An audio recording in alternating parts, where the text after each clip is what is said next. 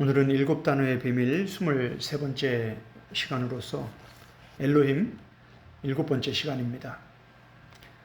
오늘 설교의 제목은 두 엘로힘과 출애굽 1세대입니다.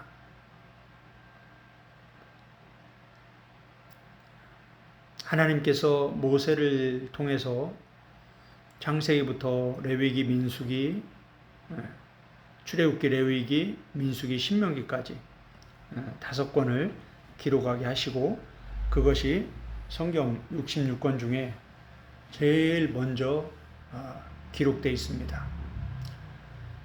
신약 성경에서 사복음서가 중요하듯이 구약 성경에서 모세오경이 너무나 중요합니다. 지난 시간에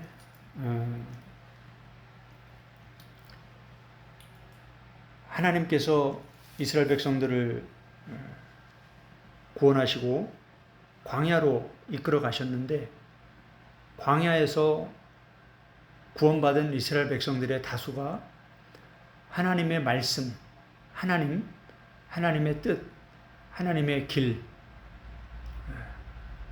그것은 바로 가나안을 향하는 것이라고 했는데 그 길과 다른 길을, 다시 말하면 애굽으로 가는 길을 택한 것을 우리가 살펴보았습니다. 그 결과 하나님은 그들이 하나님을 믿지 않고 있다, 이렇게 결론을 내리셨습니다. 오늘도 우리가 민수기 14장 11절 말씀을 읽었는데 하나님이 말씀하신 겁니다. 여호와께서 모세에게 이르시되 이 백성이, 이 백성이라는 것은 앞에서 계속 반복되고 있는 이스라엘 백성들, 출애굽한 이스라엘 백성들, 구원받은 이스라엘 백성들, 선민 이스라엘을 말합니다. 이 백성이 어느 때까지 나를 멸시하겠느냐? 내가 그들 중에 많은 이적을 행하였으나 어느 때까지 나를 믿지 않겠느냐? 참 충격적인 말씀입니다. 하나님의 말씀은 진리입니다. 아멘. 하나님의 말씀은 빛입니다. 하나님의 말씀은 길이에요. 하나님의 말씀은 생명이에요. 절대 변하지 않는 거예요. 하나님의 말씀이 중요합니다. 구약 성경에서 여호와께서 이르시되, 엘로힘이 이르시되, 신약에서 예수님이 말씀하시되, 이게 가장 중요한 거예요. 그 다음에 성경을 기록한 기록자들이 하는 얘기들, 참된 영의 사람들, 참 선지자들, 성령의 사람들, 그런 사람들이 하나님의 말씀을 대언하는 것들, 예수님의 복음을 전하는 것들, 이런 것들이 다 진리입니다. 그런데 놀랍게도 성경에는 그와 반대되는, 빛과 반대되는 어둠의 말들이 있습니다. 진리와 반대되는 거짓의 말들이 있습니다. 생명과 반대되는 멸망의 말들이 있습니다. 이걸 잘 분별하는 게 영분별인데 이런 중요한 것들을 가르치는 곳이 거의 없다 보니까 아무리 교회를 오래 다녀도 잘 모르죠. 이런 분별을, 영분별에 관해서 가르치는 신학교가 거의 없기 때문에 어려운 거죠. 이런 것들이. 오늘 이 두 엘로힘과 출애굽 1세대를 보면 이 모세 오경을 통해서 하나님이 무엇을 말씀하길 원하시는지를 우리가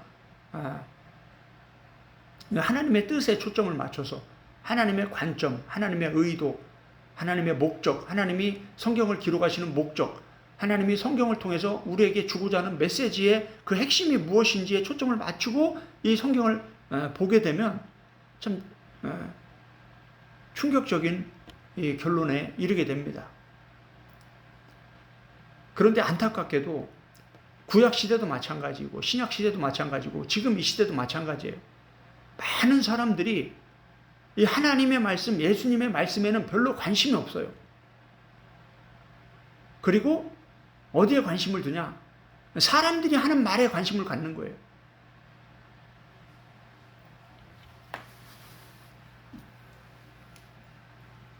이게 참 무서운 일입니다. 영적으로 참 두려운 일이에요.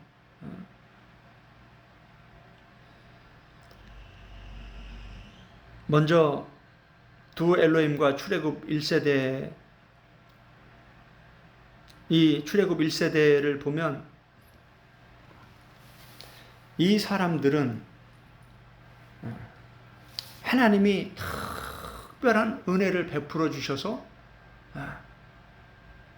애굽에서 종살이할 때 그들의 삶이 너무 괴로우니까 그들이 하나님께 간절히 기도합니다. 하나님이 그 기도를 들으시고 하나님이 약속하신, 아브라함에게 약속하신 그 430년이 지난 그날 하나님이 직접 내려가셔서 그들을 애굽에서 구원해 내셨습니다.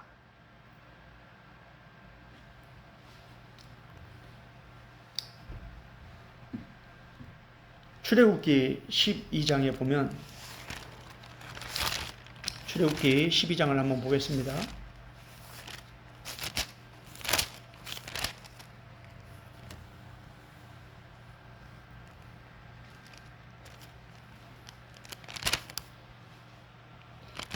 출애굽기 12장에 보면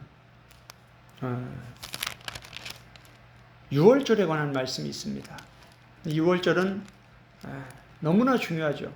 어린 양의 피를 문설주에 바르는 거죠. 이게 바로 예수 그리스도의 십자가의 피를 예표하는 것입니다. 출애굽 1세대들은 어린 양의 피, 죄사함을 받는, 죽음에 이르지 않고 생명에 이를 수 있는 그 6월절을 지난 자들입니다. 예수님의 십자가를 경험한 자들로 우리가 볼 수가 있습니다. 12장 37절을 한번 보겠습니다. 12장 37절에 보면 이렇게 기록이 되어 있습니다. 이스라엘 자손이 람셋을 떠나서 숫곳에 이르니 유아 외에 보행하는 장정이 60만 가량이요. 창세기는 요셉이 애굽으로 이주를 하죠. 그래서 요셉의 가족들, 야곱의 12아들들이 다 애굽에서 정착을 하게 됩니다. 그리고 출애굽기가 그렇게 이제 시작이 됩니다. 그 야곱의 12아들이 이제 약 430년을 지나면서 애굽에서 장정만 60만 가량이 되었다. 이렇게 출애굽기 12장에서는 가르쳐주고 있습니다. 하나님이 아브라함에게 약속하신 것처럼 하나님의 자손들, 아브라함의 자손들, 믿음의 자손들이 이제 점점 많아지는 거죠. 출애굽기 12장 40절을 보면 이렇게 기록되어 있습니다. 이스라엘 자손이 애굽에 거주한 지 430년이라. 41절, 430년이 끝나는 그날에 여호와의 군대가 다 애굽 땅에서 나왔은즉. 할렐루야. 여기서는 이스라엘 백성을 여호와의 군대다 이렇게 기록을 하고 있습니다. 이 여호와의 군대가 다 애굽 땅에서 나왔다. 다시 말하면 하나님이 그들을 애굽 땅에서 건져내셨다. 구원하셨다. 에클레시아 불러내었다. 요게 교회죠, 교회. 세상으로부터, 애굽으로부터 건져내서 교회로 이끌어 오는 것, 하나님의 공동체로 이끌어 오는 것, 이것이 바로 구원이다. 요게 바로 교회다. 요게 바로 예수님의 몸된 교회다라는 겁니다. 여기서 여호와의 군대다라고 표현하는 것은 이 군대라는 히브리어를 보면 짜바입니다. 전쟁, 군대, 무리 이런 뜻입니다.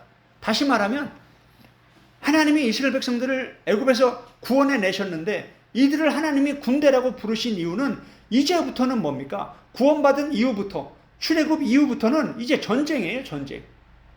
그래서 군대로 존재하는 거예요. 하나님이 그래서 군대라고 부르시는 거예요. 이걸 잘 봐야 됩니다. 신약도 마찬가지예요. 이제 교회 나가기 시작하면, 예수님을 영접하고 거듭나면 그때부터 영적 전쟁이 시작이 되는 거예요. 출애굽이 구원의 시작이지 구원의 끝이 아니라는 거예요. 이런 개념을 구약에서부터 잘 정립이 돼야 이 신약의 복음이 바르게 풀어질 수 있는 겁니다.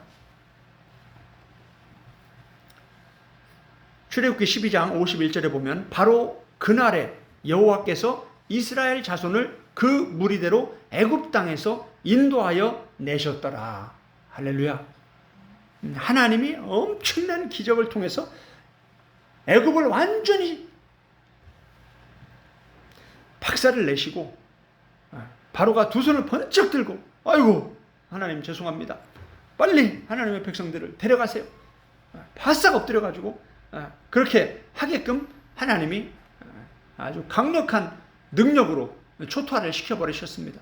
그래서 모세가 리더십을 발휘해서 이스라엘 백성들 약 60만 인구를, 종들을 데리고 출애굽을 하게 된 것입니다.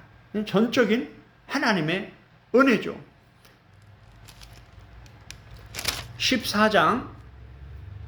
14장에 오면 여기 아주 중요한 말씀이 기록되어 있습니다.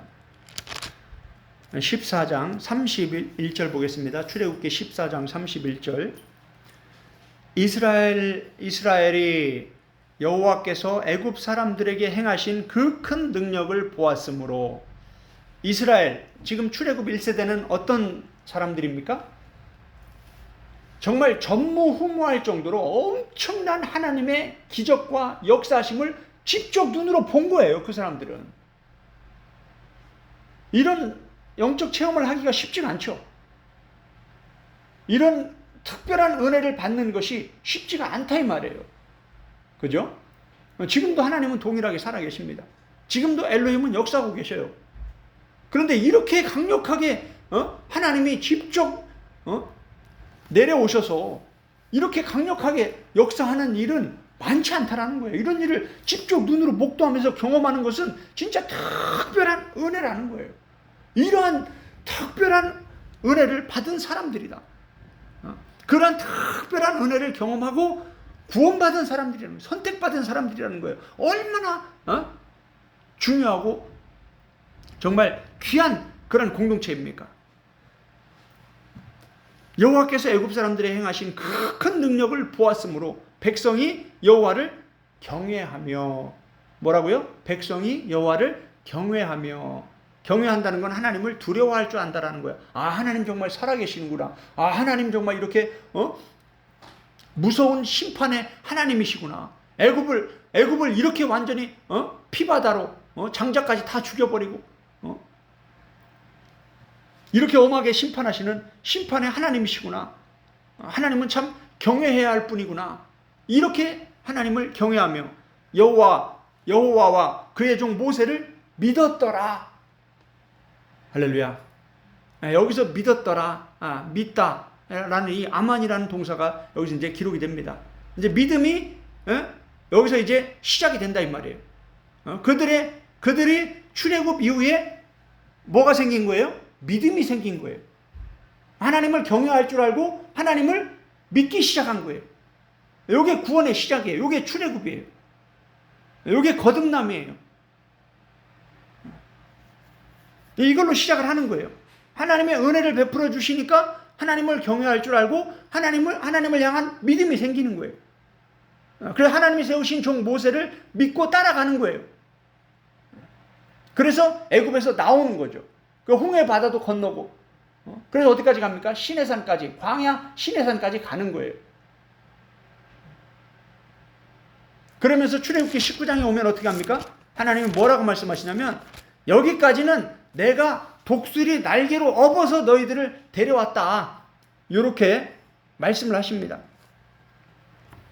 출애굽기 19장 4절입니다. 내가 애굽 사람에게 어떻게 행하였음과 내가 어떻게 독수리 날개로 너희를 업어 내게로 인도하였음을 너희가 보았느니라. 할렐루야. 그러니까 이제 이 출애굽이라는 것은 우리가 할 수 있는 게 아무것도 없어요. 이스라엘 백성들이 애굽 바로 왕과 애굽 군대를 향해서 할 수 있는 게 아무거나 있었습니까? 그냥 도망가는 밖에 없었어요. 도망가는 거. 출애굽 해가지고 그 출애굽도 이스라엘 백성들이 막 싸워서 애굽을 이겨서 출애굽한 게 아니라 하나님이 전적으로 열재앙을 내려버리니까 바로가 손들어서 보낸 거잖아요.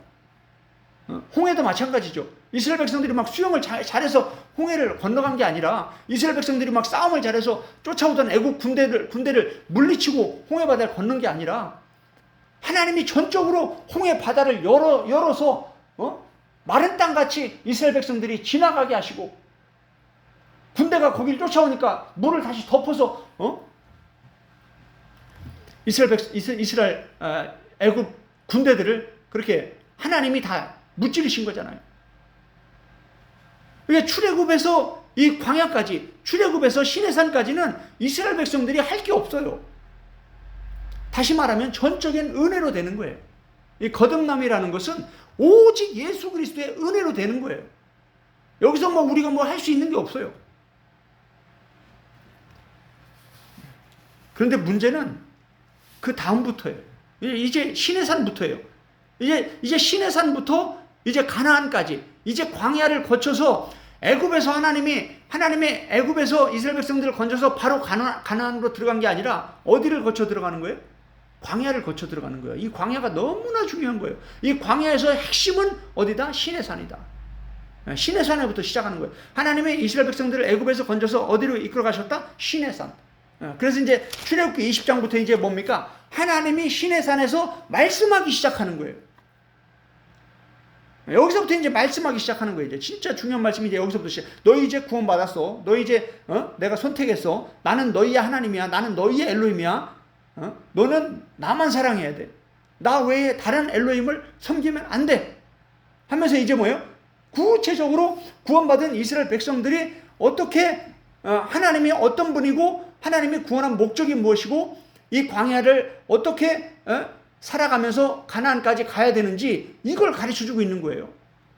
이게 지금 구원의 여정을 가르치고 있는 거예요. 구원의 길을 가르쳐주고 있는 거예요. 그런데 어떻습니까? 우리가 지난 몇 주 동안 살펴본 바로 보면 구원받은 이후에 이스라엘 백성들의 이 60만 가량이라고 출애굽기에 기록한 이 출애굽 1세대들이 다수가 어땠습니까? 모세는 하나님을 만나기 위해서 시내산 꼭대기로 올라갔는데 시내산 밑에 있던 이스라엘 백성들의 다수는 뭘 만들었어요? 송아지 형상을 만들었죠. 그러면서 이게 우리 엘로힘이다 이렇게 말하고 있죠. 잘 보세요. 하나님이 지금 이런 말씀을 왜 기록하고 성경의 기록에서 우리에게 주신 그 목적이 무엇인지, 하나님이 이런 말씀을 통해서 우리에게 무엇을 가르치기를 원하는지 그 뜻을 우리가 바르게 깨달아야 돼요. 지금 하나님은 어디에 계십니까? 시내산 위에 계십니다. 엘로힘이 지금 두 엘로힘이 있습니다. 시내산 꼭대기에 참 엘로힘이 있고, 참 엘로힘은 지금 누구와 얘기합니까? 모세와 얘기하고 있어요. 모세를 통해서 하나님이 말씀해서 모세를 통해서 이스라엘 백성들, 시내산 아래에 있는 이 광야에 있는 이스라엘 백성들에게 하나님의 말씀, 진리의 말씀, 빛의 말씀, 길의 말씀, 이걸 가르쳐주고 있는 거예요. 그런데 지금 아론과 이스라엘 백성들, 60만의 이 이스라엘 백성들은 지금 그 모세를 바라보면서 모세를 통해서 말씀하시는 그 참 엘로힘을 바라보고 믿고 그 하나님의 말씀을 갈망하고 있습니까? 아니면 자기들이 원하는 자기들의 엘로힘을 만들고 있습니까? 후자죠. 이게 참 충격적인 거예요. 그렇게 엄청난 기적을 체험하고 하나님을 경외하고 믿음으로 시작했던 그 이스라엘 백성들이 지금 광야에서 시내산 아래에서 지금 하나님은 모세하고 지금 말씀하고 계시는데 시내 산 아래에서 아론과 함께 그 많은 이스라엘 백성들이 지금 뭘 하고 있다고요? 자기들이 원하는 엘로힘을 만들고 있다라는 거예요. 이 구약의 모세오경의 이 말씀들을 잘 이해를 해야 이따 결론에서 제가 히브리서 3장의 말씀을 드릴 건데, 이런 말씀들이요 그대로 연결되어 있습니다. 이 말씀을 그대로 인용을 해서 신약의 교회들에게 구원의 복음을 가르치고 있다 이 말이에요. 그런데 문제가 뭐냐면 이런 구약에 감춰진 이 놀라운 복음의 비밀을 깨닫지 못하니까 이 신약의 복음들을 엉뚱하게 해석을 하는 거예요. 이게 참 심각한 문제예요 지금. 특히 히브리서의 이런 어려운 본문들은요 웬만한 교회들에서 가르치지도 않아요. 부교육자들에게 설교도 못하게 하는 그런 교회들도 있습니다. 왜 그러냐? 자기들이 갖고 있는 교리와 신학에 갇혀서 그 이상의 말씀들, 그런 말씀들은 해석이 안 되기 때문에, 설명을 못하기 때문에 덮어놓는 거예요 계속. 그러다 보니까 기독교가 점점 이상한 기독교로 가는 거예요.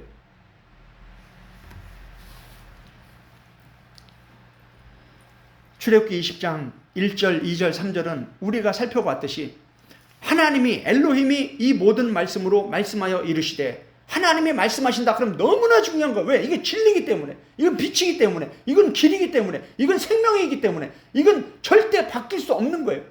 그냥 진리예요 진리. 이것과 다른 말 하는 게 모두가 다 다른 복음, 다른 예수, 다른 영, 거짓 선지자인 겁니다. 하나님이 말씀한 걸 바르게 알아야, 그 하나님이 어떤 분인지 알아야 그게 영생이라고 예수님 말씀했잖아요. 그죠? 그리고 그 말씀과 동일한 말씀을 하신 분이 예수님이라 이 말이에요. 예수님이 하나님과 하나인데 하나님이 말씀한 걸 예수님이 다르게 말씀하지 않는다 이 말이에요. 하나님의 구약에서 하나님이 말씀하신 걸 이해를 해야 신약에서 예수님이 말씀한 걸 이해할 수 있다는 거예요. 그래서 하나님이 구약을 먼저 주시고 신약을 주신 거예요. 2절에 보니까 나는 엘로힘입니다. 나는 너를 애굽 땅 종되었던 집에서 인도하여 낸 너의 하나님, 너의 엘로힘 여호와다. 이게 하나님이 뭐예요? 자기 자신을 소개하는 거예요. 내가 너를 구원했다. 내가 너를 창조했다. 그러니까 나는 너의 엘로힘이다. 너는 나만 사랑해야 된다. 이 얘기예요. 그러면서 3절에 이렇게 합니다. 너는 나 외에는 다른 신들을 내게 두지 말라. 요 다른 신들이 바로 엘로힘이라고 했죠. 참 충격적이죠. 출애굽기 32장에 가면 송아지 형상을 만들어서 이게 우리의 신이다 하는데 그 신이 바로 엘로힘이라는 거예요. 그러니까 지금 모세오경은 지금 어떻게 됩니까? 두 엘로힘이 이끌어가고 있는 거예요. 시내산 꼭대기에 참 하나님이 가나안으로 이끌어가시고, 시내산 아래에서는 이 다른 엘로힘이, 사람들이 만든 엘로힘이 어디로 이끌어가는 거예요? 광야로, 애굽으로 이끌어가는 거예요. 서로 반대되는 길로 이끌어가고 있단 말이에요. 근데 놀라운 것은 구원받은 이스라엘 백성들의 지금 다수가 지금 누굴 섬기고 있습니까? 다른 엘로힘을 섬기고 있죠. 그들의 마음이 지금 어디를 향해 있습니까? 가나안입니까? 애굽입니까? 애굽이죠. 지난 시간에 우리가 말씀 나눴잖아요. 그죠? 민수기 14장에서 뭐라고 했어요? 우리가 애굽으로 돌아가자. 이게 뭡니까? 출애굽 이 히브리서 3장에서는 하나님이 이걸 명확히 그들이 미혹되었다. 그들의 마음이 미혹되었다. 이렇게 얘기하고 있습니다. 바울이 고린도서 11장에서 말하는 것처럼 뱀이 하와를 미혹한 것 같이 너희를 미혹하여 그리스도를 향하는 진실함에서 너희가 떠나 부패할까 내가 두려워한다. 바울이 이런 말을 그냥 한 게 아니에요. 이 모세오경을 바울은 누구보다 더 구체적으로 바르게 알았기 때문에, 이제 다음 시간에 고린도전서 10장을 함께 말씀을 나눌 계획인데, 성령님이 어떻게 인도하실지 모르지만 그 말씀도 보면 히브리서 3장하고 똑같습니다. 이 모세오경의 이 두 엘로힘과 이 출애굽 1세대들의 이런 영적 부패와 타락, 이런 문제들을 그대로 갖다가 설명을 하면서 신약의 교회들에게 구원을, 복음을 가르치고 있다 이 말이에요. 그런데 고린도서 10장도 마찬가지입니다. 많은 사람들이 한 번 구원은 영원한 구원이기 때문에 이스라엘 백성들은 그래도 다 구원받았다, 다 천국 간다, 이렇게 해석을 하고 있다라는 거예요. 정말 성경이 그러한가? 날마다 성경을 상고하면서 성령님 저를 가르쳐 주세요. 간절히 기도하면서 진지하게 한번 성경을 읽어보세요. 정말 성경이 그러한가? 하나님은 믿지 않았다고 얘기하고 있는데 믿지 않는 사람들이 구원받습니까? 말도 안 되는 얘기인데 이게 참 놀라운 거예요, 정말. 성경은 명확히 이렇게 가르쳐주고 있는데도 못 깨닫는 거예요, 사람들이. 그래서 바울이 뭐라고 했습니까? 구약을 읽을 때, 모세오경을 읽을 때 수건이 덮어서 아무것도 보지 못하고 있고 깨닫지 못하고 있다. 예수님 뭐라고 했습니까? 이사야 예언을 인용하면서 너희가 보아도 보지 못하고 들어도 듣지 못하고 마음으로 깨닫지 못하고 있다. 그래서 천국은 감춰져 있다. 구원은 감춰져 있다. 영생은 감춰져 있다. 그 바울이 오직 성령으로만 이것을 열어주시는 것이다. 그래서 어설프게 신학 공부하고 앵무새처럼 신학자들이 한 얘기만 반복하다 보면 참 두렵고 떨림으로 이 거짓 선지자가 될 슬플며 이를 갈게 될 가능성이 높다 이 말이에요. 정말 성경 붙잡고 씨름하면서 성령님 저를 가르쳐 주세요. 베레아 사람들처럼 그렇게 탁월한 바울에게 성경을 듣고 성경을 공부하고 말씀을 배우면서도 정말 성경이 그러한가? 날마다 성경을 상고하니라. 할렐루야. 이게 제일 중요한 거예요. 날마다 내가 성경을 읽으면서 정말 성경이 그러한가? 성경이 기준이 돼야, 성경을 먼저 배워야 성경이 기준이 돼서 신학자들이 말할 때 이게 맞는지 틀리는지 분별할 수 있을 거 아니에요. 그런데 문제는 뭐냐면 성경을 먼저 가르치는 게 아니라 신학자들의 교리와 신학을 먼저 가르치고 그 다음에 성경을 보니까 뭐예요? 안 보이는 거예요, 성경이. 그 교리와 신학이 눈이 가려서. 그게 바로 구약의 유대인들의 문제가 그겁니다. 바로 지금 이 시대 교회들의 문제도 바로 그거예요.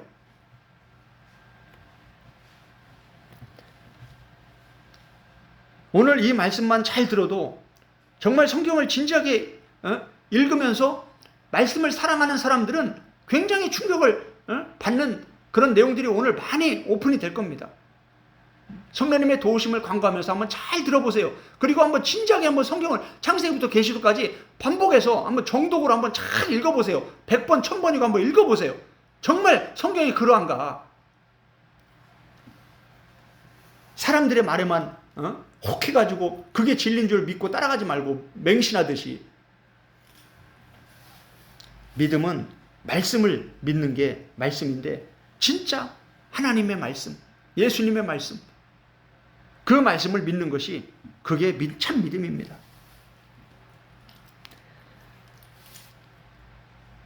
놀랍게도 민수기 14장에 가면 하나님은 이렇게 결론을 내리십니다. 오늘 우리가 본문을 읽었습니다. 민수기 14장 11절. 이스라엘 백성들은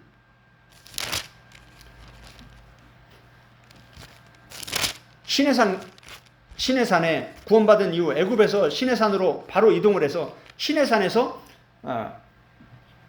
1년 못되게 머물러 있으면서 하나님의 말씀만 받았어요. 거기서 레위기에 이 말씀들이 다 거기서 쏟아진 겁니다. 그리고 이제 민수기 10장부터 이제 그 시내산에서 이제 출발해서 가나안으로 향합니다.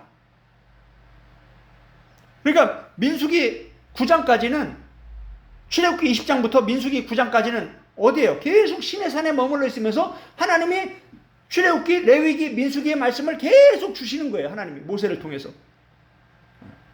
그리고 나서 이제 민수기 10장 11절에 보면 이렇게 되어 있습니다. 둘째 해 둘째 달 스무날에 구름이 증거의 성막에 떠오르매 이스라엘 자손이 시내 광야에서 출발하여 자기 길을 가더니 바란 광야에 구름이 머무니라. 여기서 이제 출발하는 거예요. 이제 출애굽 이후에 광야에서 시내산에서 계속 머물러 있다가 거기서 레위기 말씀 다 받고 성막도 다 만들고 거기서 이제 뭐요? 이제 출발을 시작하는 거예요. 그러면서 이제 민수기 14장에 오니까 하나님이 뭐라고 말씀하셔요? 그들이 하나님을 계속해서 멸시하고 있다. 그들이 계속해서 하나님을 믿지 않고 있다. 이거 누가 말한 거예요? 신학자가 말한 거예요? 하나님 말씀하신 거예요? 하나님이 모세에게 말씀하신 거예요. 그럼 하나님의 영 분별이 안 되겠어요? 하나님이 이스라엘 백성들의 마음과 생각, 믿음 다 알고 계시죠?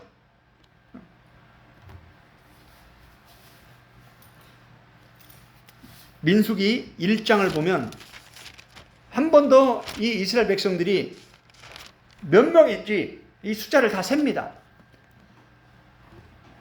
민수기 1장 46절 보면 계수된 자의 총 계는 60만 3,550명이었더라. 몇 명이라고요? 60만 3,550명.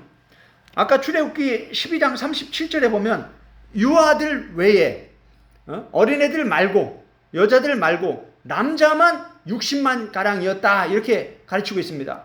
그러니까 지금 이 민수기 1장 46절에도 60만 3,550명이 성인 남자들만 세는 거예요. 그러니까 여자들과 어린아이들 합하면 뭐 15만도 넘었겠죠. 150만도 넘었겠죠. 60만이니까. 성인 남자만 60만이었으니까. 이렇게 많은 사람들이 구원을 받은 겁니다. 민수기 14장 22절 보겠습니다. 민수기 14장 11절에서 하나님은 나를 멸시하겠느냐? 언제까지 나를 멸시하겠느냐? 언제까지 나를 믿지 않겠느냐? 이렇게 하나님은 말씀하셨습니다. 22절 보니까 내 영광과 애굽과 광야에서 행한 내 이적을 보고서도 이같이 10번이나 나를 시험하고 내 목소리를 청종하지 아니한 그 사람들은 내가 그들의 조상들에게 맹세한 땅을 결단코 보지 못할 것이요 또 나를 멸시하는 사람은 한 사람도 그것을 보지 못하리라. 지금 가나안 땅에 들어간다는 거예요? 못 들어간다는 거예요? 네, 못 들어간다는 겁니다. 구원은 받았는데 출애굽은 했는데 어디를 못 들어가는 거예요? 가나안에 못 들어가는 거예요. 등은 받았는데 뭐가 없어요? 기름이 없어요. 그럼 천국에 들어가면 못 들어가요? 못 들어간다는 거예요. 지금 예수님의 비유가 다 구약을 인용하고 있는 겁니다. 구약을 알면 예수님의 비유가 그냥 풀어지는 거예요. 내 목소리를 청종하지 아니한 그 사람들, 하나님을 계속해서 반복해서 10번이나 시험하고 그러면서 하나님의 말씀을 듣지 않고 하나님은 가나안 땅으로 간다고 하는데 계속 애굽으로 가고 하나님을 계속 멸시하고 무시하고 이게 뭐예요? 믿지 않는 거다라는 거예요. 믿음의 정의가 뭔지 이제 개념이 잡히죠. 하나님은 믿음을 어떻게 설명하고 있는지 개념 정리가 되죠. 믿음으로 구원받는다는 게 그 단순한 게 아니에요. 예수님 믿는다고 고백만 한다고 이게 천국 가는 믿음이 아니다 이 말이에요. 예수님이 나를 믿으라고만 한 게 아니라 나를 따라오라고 말씀하셨잖아요. 나를 아는 것이 영생이라고 말씀하셨잖아요. 성경 공부도 안 하고 예수님을 본받으려고 몸부림치지도 않고 예수님이 말씀하신 그 생명의 길, 좁은 길, 천국 길을 가려고 몸부림치지도 않으면서 예수님 믿는다고 다 구원받았다고 이렇게 말하는 거는 이런 구약의 개념들이 전혀 안 잡혀 있기 때문에 그러는 거예요. 민수기 14장 26절 여호와께서 하나님 말씀하시는 거예요. 모세와 아론에게 말씀하여 이르시되 나를 원망하는 이 악한 회중에게 내가 어느 때까지 참으랴. 이스라엘 자손이 나를 향하여 원망하는 바 그 원망하는 말을 내가 들었노라. 그들에게 이르기를 여호와의 말씀에 내 삶을 두고 맹세하노라. 너희 말이 내 귀에 들린 대로 내가 너희에게 행하리니. 보세요. 지금 하나님 뭐라고 말씀하십니까? 너희 말이 내 귀에 들린 대로 내가 행하리라. 믿음이 없는 말, 불신앙의 말, 가나안으로 향하는 말이 아니라 애굽으로 향하는 말, 이게 다 불신앙의 말이에요. 믿지 않는 말이라는 거예요. 그래서 그 믿음 없는 말들이 바로 그 말대로 심판을 받는 거예요. 예수님 말씀하셨잖아요. 너의 말로 의롭다함을 얻고 너의 말로 심판을 받는다.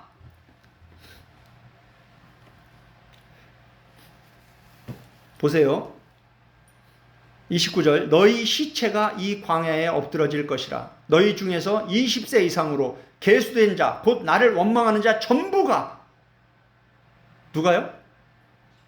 한 명도 예외 없이 이 불신앙의 말을 했던 그 사람들, 하나님을 멸시하고 믿지 않았던 이 사람들은 광야에서 가나안 땅으로 들어간다 못 들어간다? 못 들어간다. 광야에서 다 죽는다. 이게 뭐예요? 심판이에요.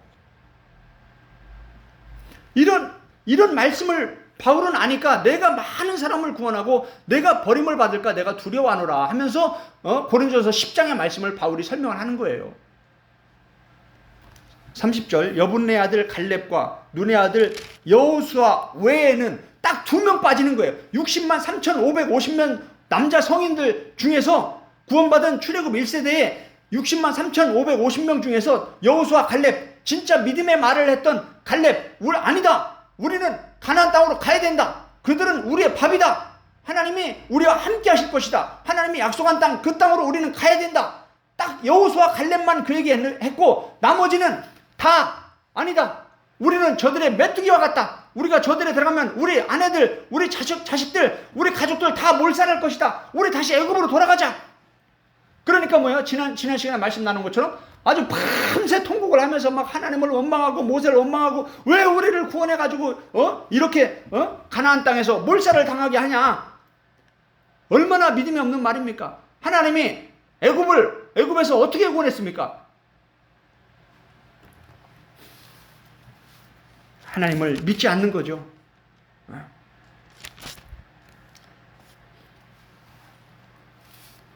31절에 너희가 사로잡히겠다고 말하던 너희의 유아들은 내가 인도하여 드리리니 아이들은 철이 없기 때문에 어리기 때문에 하나님이 그냥 봐주시는 거예요. 그죠? 그래서 가나안 땅으로 이끌어 가시겠다라는 거예요. 이게 이제 신명기에 오면 이 유아들, 이 어린아이들 이제 장정들은 다 죽어버립니다. 광야에서 여호수아 갈렙만 빼고 나머지 다 광야에서 다 죽어버려요. 60만 3,548명이 다 죽어버려요. 47명이. 그리고 이제 어린 아이들만 남습니다. 그 아이들을 데리고 이제 신명기의 말씀을 모세가 다시 가르치는 거예요. 그런데 거기서도 뭐예요? 첫 번째로 모세가 강조하는 게 다시 십계명을 얘기합니다. 다시 두 엘로힘을 얘기합니다. 이런 말씀 이제 앞으로 이제 다 살펴보게 될 겁니다. 하나하나. 보세요. 어린아이들 유아들은 하나님이 봐주시는 거예요. 그들은 너희가 싫어하던 땅을 보려니와 너희의 시체는 지금 유아들은 그 땅으로 들어가서 너희가 지금 싫어하던 그 가나안 땅을 그 유아들은 볼 것이다. 여호수아와 함께 그 유아들은 가나안 땅으로 들어가잖아요. 그죠? 그러나 너희 시체는 이 광야에 엎드러질 것이다. 이거 하나님의 뜻이에요. 하나님의 의지예요. 하나님이 믿지 않고 하나님을 멸시하기 때문에 하나님이 구원했지만 광야에서 다 죽이겠다 이 말이에요. 하나님이 구원한 목적이 있는데 그 목적과 전혀 반대되는 길을 가고 있잖아요. 다른 길을 가고 있잖아요. 다른 엘로힘을 섬기고 있잖아요.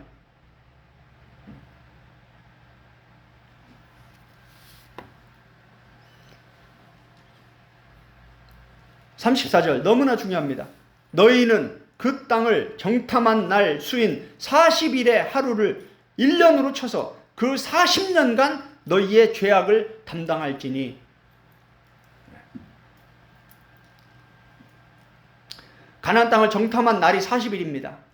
그런데 그 정탐하고 나서 계속 불신앙의 말, 믿음 없는 말을 하니까 하나님의 참 엘로힘이 가나안으로 향하고 있는데 다른 엘로힘을 만들어서 우리가 애굽으로 가자 이러니까 하나님이 뭐예요? 그 40일을 너희가 정탐했는데 그 40일을 하루를 1년으로 계산해서 40년 동안 광야에서 너희가 다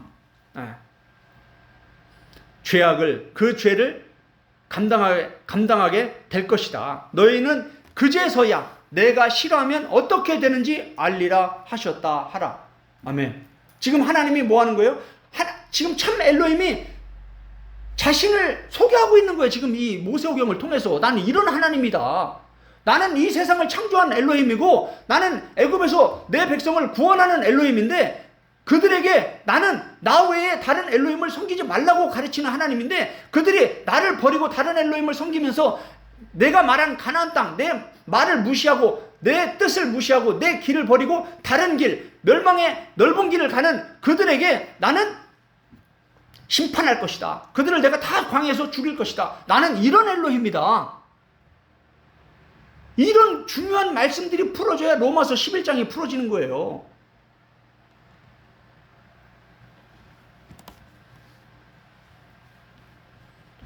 요한복음 15장도 마찬가지고 마태복음 7장도 마찬가지고 예수님의 복음, 바울의 복음, 히브리서 3장 마찬가지입니다. 고린도서 10장 마찬가지예요. 유다서 마찬가지입니다. 다 같은 복음을 전하고 있는 거예요. 똑같은 지금 모세오경의 말씀을 그대로 인용해서 지금 가르치고 있는 거예요.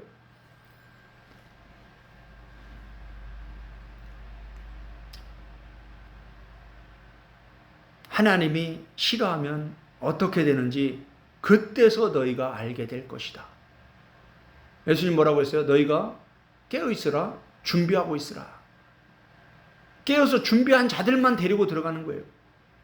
나머지는 어떻게 돼요? 슬피 울며 이를 갈게 되는 거예요. 하나님과 예수님은 사랑이십니다. 그런데 그 사랑이 무조건적 사랑이라고 말씀하는 사람들이 많은데 너무 초보적인 저세 말씀만 이해하고 그렇게 말하면 안 되는 거죠.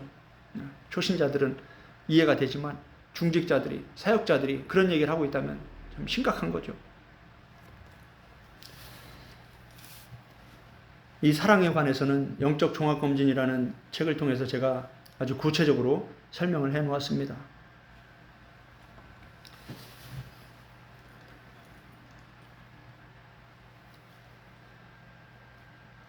민수기 14장 35절 보면 나 여호와가 말하였거니와 계속 하나님이 지금 내가 말한다. 이건 진리다. 이건 변하지 않는다. 아주 강조하시는 거예요. 내가 말하였거니와 모여서 나를 거역하는 이 악한 온 회중에게, 여기서 악한이 나오죠. 토부와 라가 나오죠. 착하고 충성된 종, 악하고 게으른 종, 예수님의 비유가 다 여기 똑같은 거예요. 누가 악하냐? 지금 누구에게 악하다고 얘기하는 거예요? 지금 불신자들에게 악하다고 얘기하는 게 아니라 구원받은 이스라엘 백성들 중에 다수가 지금 다 불신앙의 말을 하고 있고 하나님과 지금 다른 말을 하고 있고 다른 엘로힘을 섬기고 있고 다른 길을 가고 있으니까 이게 악하다는 거예요. 달란트도 받고 등도 받고 다 받았습니다. 근데 뭐예요? 하나님의 구원의 목적, 하나님의 뜻, 이걸 깨닫지 못하는 거예요. 그게 악한 거예요. 이 악한 온 회중에게 내가 반드시 이같이 행하리니 그들이 이 광야에서 소멸되어 거기서 죽으리라. 36절 모세의 보냄을 받고 땅을 정탐하고 돌아와서 그 땅을 악평하여 온 회중이 모세를 원망하게 한 사람 곧 그 땅에 대하여 악평한 자들은 여호와 앞에서 재앙으로 죽었고 바로 죽어버렸어요. 그 땅을 정탐하러 갔던 사람들 중에서 오직 눈의 아들 여호수아와 여분네 아들 갈렙은 생존하니라. 아멘. 그리고 여호수아 갈렙을 제외한 성인 60만 3천 547명 모세를 제외하고 그들은 지금 어떻게 됩니까? 40년 광야의 기간에서 다 죽는 거예요. 가나안 땅에 못 들어가는 거예요. 지금 하나님 지금 그걸 말씀하고 계시는 거예요. 이렇게 하면서 민수기가 끝이 납니다. 그들이 어떻게 다 광야에서 죽는지 그 얘기를 하고 있는 거예요. 그 다음에 이제 뭡니까? 이제 신명기가 시작됩니다. 신명기는 뭡니까?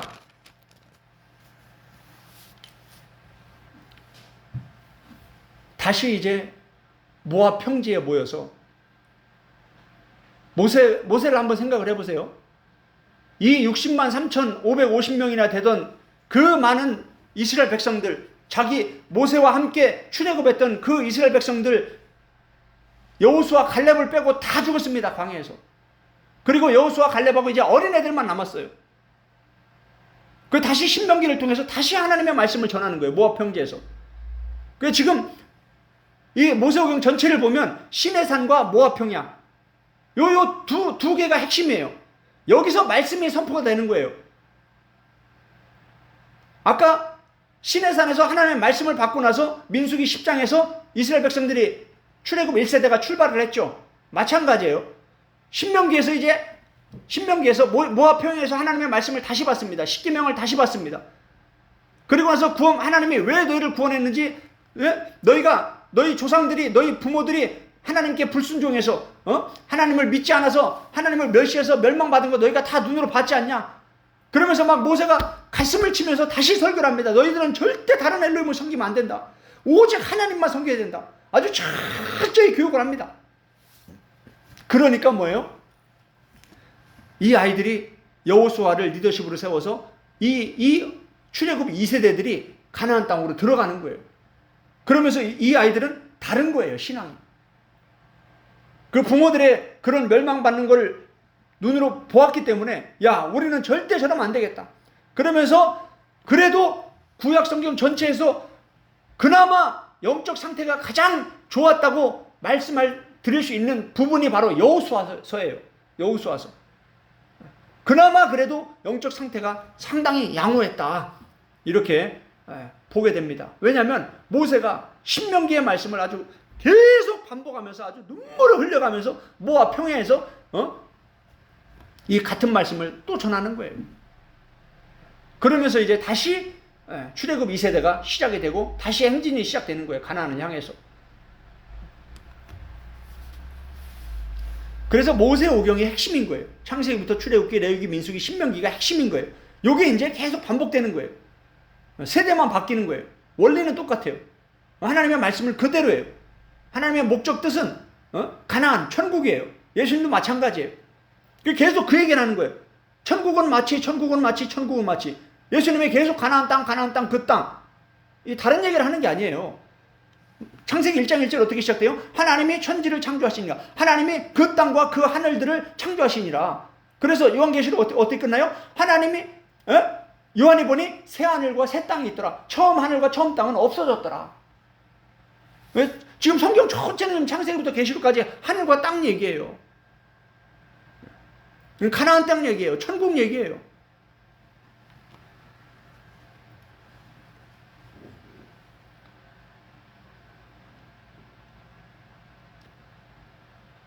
히브리서 3장을 보겠습니다. 이제 히브리서 3장을 보면 이제 귀에 쏙쏙 들어올 겁니다. 기초가 돼 있기 때문에 지금 짧은 시간이지만 지금 모세오경 전체를 이렇게 싹 훑은 거예요. 핵심만 딱 제가 말씀을 드린 거예요. 히브리서 3장을 한번 보겠습니다. 출애굽기 3장은 이렇게 시작합니다. 그러므로 함께 하늘의 부르심을 받은 거룩한 형제들아. 누구예요? 하늘의 부르심을 받은 거룩한 형제들. 누구예요? 구약으로 말하면 구원받은 이스라엘 백성들. 신약으로 말하면 하늘의 부르심을 받은 성도들. 구원받은 신자들을 얘기하는 겁니다. 우리가 믿는 도리의 사도이시며 대제사장이신 예수를 깊이 생각하라. 이제 뭐야? 구약에서는 하나님, 엘로힘이 나오고 신약에서는 이제 예수님이 나오는 거예요.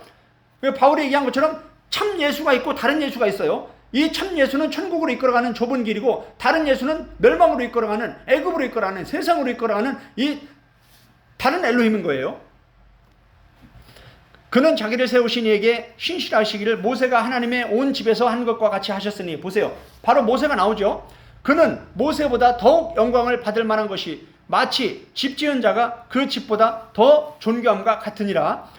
집마다 지은 이가 있으니 만물을 지으신 이는 하나님이시니라. 또한 모세는 장래에 말할 것을 증언하기 위하여 하나님의 온 집에서 종으로서 신실하였고 그리스도는 하나님의 집을 맡은 아들로서 그와 같이 하셨으니 우리가 소망의 확신과 자랑을 뭐하면 끝까지 굳게 잡고 있으면 우리는 그의 집이라. 할렐루야. 여기 보세요. 여기 너무나 중요한 말씀 지금 6절에서 지금 가르쳐주고 있어요.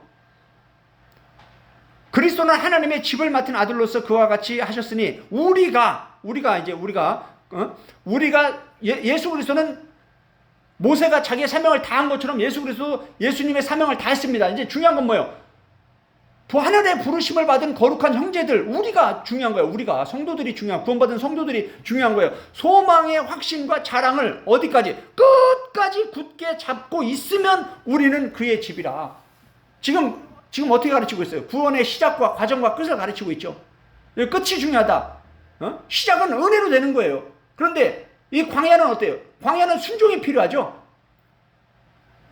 그래서 이 끝에서 심판하는 게 그 순종 여부를 하나님이 심판하시는 거예요. 모든 것이 다 은혜로 되면 심판이 뭐가 필요합니까?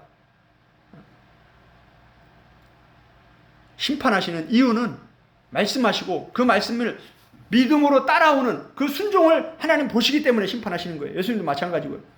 이제 7절부터 이제 구체적으로 이제 구약을 오늘 우리가 살펴본 말씀들이 이제 그대로 인용이 됩니다. 잘 보세요. 7절. 그러므로 성령이 이르신 바와 같이 오늘입니다. 그때도 오늘이고 오늘도 오늘이에요. 하나님의 말씀은 구약 성경이나 신약 성경이나 오늘 나에게 말씀하고 계시는 거예요. 1차적으로는 그때 그 사람들에게 말하는 거지만 그것이 결국은 오늘 나에게 말씀하고 있는 거라는 걸 우리가 지금 히브리서 3장은 지금 그 얘기를 하고 있는 거예요. 오늘 너희가 그의 음성을 듣거든. 8절 광야에서 나오네요. 지금 출애굽기 나오죠? 민수기 나오죠? 광야에서 시험하던 날에 하나님은 광야를 주신 목적이 뭐다? 믿음이 진짜인지 가짜인지 시험하기 위해서, 믿음으로 시작해서 믿음으로 끝나는지 아니면 믿음으로 시작해서 믿지 않음으로 끝나는지 그 광야에서 그 마음을 시험하기 위해서, 그 믿음을 시험하기 위해서 광야로 이끌어 가신 거예요. 교회를 주시는 목적이 예수님을 믿고 구원받으면 바로 천국으로 데려가면 좋은데 왜 교회에 머물게 하냐? 거기서 믿음이 테스트가 되는 거예요. 광야에서 시험하던 날에 뭐했다? 거역했다.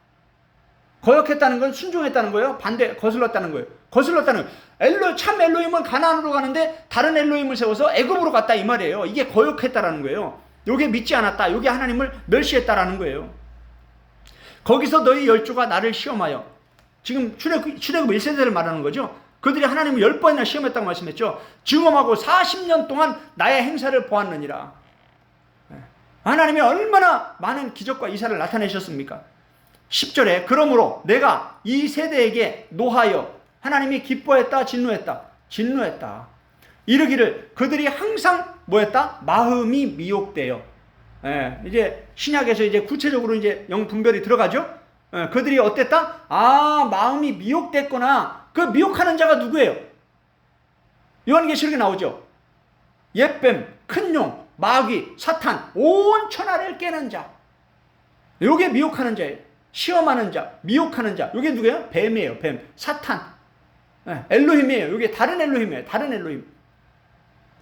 창세기 3장에서 아담과 하와를 미혹한 그 엘로힘, 다른 엘로힘. 그래서 하나님의 길을 알지 못하는도다 하였고, 11절 내가 노하여, 뭐라고요? 하나님이 진노해서 맹세한 바와 같이 그들은 내 안식에 들어오지 못하리라 하였다 하셨느니라. 지금 모세오경 똑같은 얘기죠. 이제 12절 보겠습니다. 형제들아 너희는, 지금 보세요. 지금 구약을 얘기하고 나서 지금 누구 얘기하고 있어요? 야, 구약 봤지? 지금 구약을 얘기하고 나서 지금 그러면서 너희는 하고 있잖아요. 지금 히브리서 기록자는 지금 구약 성경, 모세오경을 가지고 신약의 교회들에게 지금 구원의 복음을 가르치고 있다는 거예요. 이해가 되시죠? 마찬가지입니다. 예수님도 바울도 마찬가지예요. 베드로, 요한 다 마찬가지예요. 구약의 성경을 가지고 다 구원의 복음을 가르친 거예요. 이 너무 중요한 말씀이에요. 이걸 모르니까 구약은 율법이고 신약은 은혜고 이렇게 구약과 신약을 분리시키니까 신약이 절대 안 풀리죠. 형제들아 너희는 삼가 혹 너희 중에 누가 믿지 아니하는, 나오네요. 믿지 아니하는. 이 구약을 공부하고 나니까 믿지 않는 게 뭔지 이제 개념이 딱 정리가 되죠. 쏙 들어오죠 이제. 악한 마음을 품고 살아계신 하나님에게서 뭐할까? 떨어질까 조심할 것이요. 할렐루야. 얼마나 명쾌합니까 지금 이 말씀이. 구약을, 모세오경을 살짝만 공부하고 오니까 이 신약의 말씀들이 얼마나 쉽게 풀어집니까? 이렇게 간단하고 명백하고 아주 뭐 더하고 뺄 것도 없잖아요. 그냥 진리잖아요 이 말씀이. 그런데 너무나 많은 사람들이 한 번 구원은 영원한 구원이라는 이런 교리와 신학에 딱 눈이 가려져 버리니까요. 이렇게 아주 구체적으로 설명을 하고 있는데도 성경을 덮어버리는 거예요. 이런 말씀을 못 가르치게 하는 거예요. 참 두렵고 떨리는 일이죠. 하나님의 말씀을 풀어서 가르쳐야 되는데 못 가르치게 하는 거예요. 뭐 때문에? 내가 믿고 있는 교리와 신학 때문에. 마태복음 15장 예수님 말씀한 거 똑같죠. 너희의 전통, 너희의 교리와 신학이 하나님의 말씀을 덮고 있다. 유대인들이나 지금이나 똑같이 영적인 문제들은 계속 반복돼요. 구약이나 신약이나 지금 이 시대나. 왜? 마귀가 미혹하는 자가 계속 활동하고 있잖아요.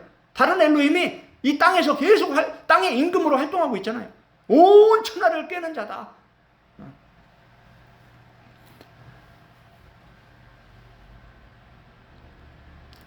다시 12절 한번 읽겠습니다. 형제들아 너희는 삼가 혹 너희 중에 누가 믿지 아니하는 악한 마음을 품고 보세요. 뭘로 시작했어요? 하늘의 부르심을 받은 거룩한 형제들을. 그런데 너희들 중에 뭐예요? 똑같이 구약과 같이 그 많은 사람들이 다 그렇게 엄청난 은혜를 받고 구원을 받았지만 믿지 않아서 다 멸망을 받고 안식에 들어가지 못했다. 너희도 하나님에게서 떨어질까 조심해야 된다. 이렇게 조심하라고 가르치는데 뭐예요? 계속 한 번 구원은 영원한 구원이라고 하면서 안심을 시키는 거예요. 이게 뭐냐? 거짓 선지자들이 하는 게 똑같습니다. 예레미야 한번 공부해 보세요. 다 드러납니다. 이런 게 똑같아요. 하나님은 계속 그들에게 심판을 얘기하고 있는데 거짓 선지자들은 아유 우리 구원받았어. 우리 다 구원받았어. 똑같아요. 이 성경을 공부하고 나면요. 이 진리의 말씀을 딱 붙잡고 나면 다 분별이 되는 거예요. 어려운 게 아닙니다. 모르니까 어려운 거예요. 그래서 밤낮으로 성경을 공부해야 되는 거예요. 교회만 다 갔다 오고 성경책만 옆구리에 끼고 30년 50년 교회 다닌다고 성경이 깨달아지는 게 아닙니다. 13절 보세요. 오직 오늘, 또 오늘이 반복됩니다. 지금이 중요한 거예요. 지금 우리에게 지금 성경은 말씀하고 있다 이 말이에요. 오직 오늘이라 일컫는 동안에 매일 피차 권면하며 서로 권면하라 이거예요. 이거 봐 구약 성경 봐 모세경 봐. 지금 하나님이 이렇게 하신 이 하나님이 참 하나님이야. 이 하나님을 아는 것이 영생이야. 그 하나님이 보내신 아들 예수 그리스도를 아는 게 영생이야. 이러면서 서로 권면하라 이 말이에요. 할렐루야. 이게 교회를 주신 목적이라는 거예요. 너희 중에 누구든지 죄의 유혹으로 완고하게 되지 않도록 하라. 14절 우리가 시작할 때 시작이 나오죠. 시작할 때 확신한 것을 시작할 때 믿었던 것을 뭐라고요? 끝까지 견고히 잡고 있으면 믿음으로 시작했으면 믿음으로 끝나야 되는데 지금 출애굽 1세대들은 어떻게 했어요? 믿음으로 시작해서 믿지 않음으로 끝났죠. 그래서 지금 여기서 지금 계속 반복하고 있잖아요. 아까 히브리서 3장 6절에도 말했죠. 끝까지 굳게 잡고 있으면 우리는 그의 집이다. 그러면 끝까지 붙잡지 않고 놔버리면 어떻게 되는 거예요? 다른 길을 가버리면 어떻게 되는 거예요? 답이 없는 거예요. 그럼요. 바울이 뭐라고 했어요? 내가 선한 싸움을 다 싸우고 끝까지 믿음을 지켰으니 믿음으로 시작했으면 믿음으로 끝나야 그게 온전한 구원에 들어간다 이 말이에요. 그런데 광야가 교회가 그게 쉽다 어렵다. 왜? 마귀가 미혹하는 자가 다른 엘로힘이 끊임없이 예수님을 그 세상의 화려한 것들로 그렇게 유혹했던 것처럼 끊임없이 그렇게 유혹한다 이 말이에요. 그래 이 싸움에서 이기는 게 쉽다 어렵다. 그래서 지금 계속 그 얘기를 하고 있는 거예요. 제가 구원 질문 대답이라는 이 책에서 구원의 5단계를 설명하면서 구원의 3단계가 영적 성장과 영적 싸움이라고 하면서 이 싸움이 왜 그렇게 중요한지를 설명해놨습니다. 14절에 우리가 시작할 때 확신한 것, 그 믿음을 끝까지 굳게 견고히 잡고 있으면 그리스도와 함께 참여한 자가 되리라. 할렐루야. 이걸 지금 초등학생 보고 읽으라고 해도 이게 어렵다고 하겠습니까? 쉽다고 하겠습니까? 이걸 뭐 설명이 필요합니까? 그냥 읽으면 이해가 되는 거 아니에요? 읽으면 그냥 아멘이 되는 거 아니에요? 그런데 왜 그렇게 설명을 해도 사람들이 못 알아듣고 마음을 굳게 닫고 그러냐? 이게 다 수건이 덮여 있어서 그렇다. 잘못된 교리와 신학에 눈이 멀어서 그렇다. 초보적인 젖의 말씀만 먹고 있으니까 이런 단단한 밥의 말씀을 못 먹는 거예요. 이런 단단한 밥의 말씀을 가르치는 데가 거의 없기 때문에 맨날 초보적인 젖의 말씀만 반복하기 때문에 영적으로 성장하지 못하기 때문에 못 먹는 거죠. 15절 성경에 일렀으되 오늘 너희가 그의 음성을 듣거든 경노하게 하시던 하나님이 진노하셨죠. 것같이 너희 마음을 완고하게 하지 말라.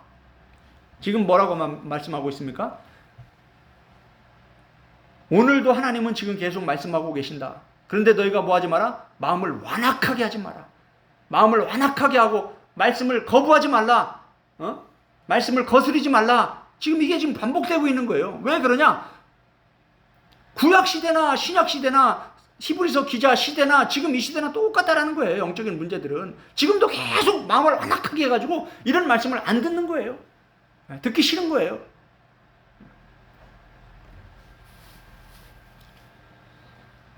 출애굽 1세대는 60만 3,550명, 그 중에 모세와 여호수아 갈렙 외에 나머지 99.9%는 다 믿음으로 시작해서 믿지 않음으로 끝났다.